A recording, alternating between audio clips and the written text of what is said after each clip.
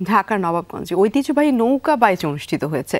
রোববার বিকেলে ইছামতি নদীতে নৌকা বাইচটি ধাপারি বাজার এলাকা থেকে শুরু করে কলাকোপা শমশাবাদ এলাকায় গিয়ে শেষ হয়। প্রায় 12 বছর পর আবারও আয়োজিত হয়েছে এই ধরনের প্রতিযোগিতা।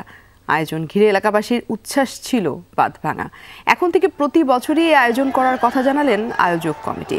প্রতিযোগিতায় 12টি নৌকা অংশগ্রহণ করে। আয়োজন শেষে তাদের হাতে পুরস্কারও তুলে দেওয়া হয়।